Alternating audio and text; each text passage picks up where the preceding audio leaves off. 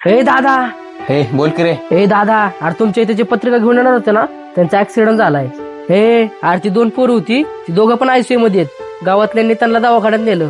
हे तुला कसं माहिती ते आमचे पाहुणे होते म्हणून आणि ते आमच्या घरी काय येतील?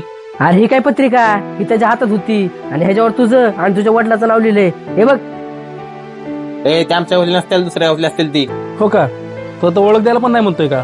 काल माझ्यासमोर तर त्यांचा फोन आलता की लग्नासाठी तयार व्हा फोनवर म्हणून. दादा व्हॉट्सअपला पत्रिका पाठवली. माझ्यापासून तुमचं गाव 100 किलोमीटर लांब आहे, त्याच्यामुळे मला एवढी बात समजून घ्या आणि लग्नाला या. ते काय जमणार नाही. तुम्हाला जर आमचं येत असेल तर तुम्हाला घरी यावं लागेल. मग घर किती पण लांब असू दे, नाहीतर बाकी तुमची मर्जी. आईला जायलाच लागल आता पत्रिका द्यायला. आणि तू आता ओळख द्यायला पण नाही म्हणतोय का? तू सांभाळणार का त्यांच्या घरच्यांना? आणि तू चालणार का त्यांच्या दवाखान्याचा खर्च? तू जर तयार झाला असता फोनवरच यायला तर कशाला हे झालं असतं कुठं ना. ठीक आहे पत्रिका बघ, मी काय म्हणत नाही ऍक्सिडेंट तुझ्यामुळे झालाय, पण जे व्हायचंय ते होणारच होतं. काय म्हणतो, दुःखामध्ये कोणच कामाला येत नाही, ना मी ना तू, पण नखरे सगळे दाखवतात. आणि मी नाही मानत असल्या नातेवाईकांना जे असे फालतूचे नखरे करतात. आणि खरं तर ते जे म्हणतात की पत्रिका दिवशी मी लग्नाला नाही येणार, मग घर किती बी लांब असू दे, तो तुम्हाला फोन करू सांगतोय तरी त्याची इच्छा तरी आहे तुम्हाला लग्नाला बोलवायची.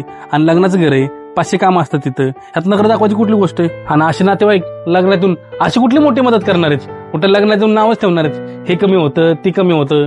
मी तर म्हणतो अशा नातेवाईकाची परवाच नाही केलेली बरी. आणि हे बघ, तू वाईट वाटून घेऊ नको, कारण अख्ख्या समाजात हेच चाललंय आता. बरं चल, तू गाडी काढ, आपण त्यांना बघून येऊ.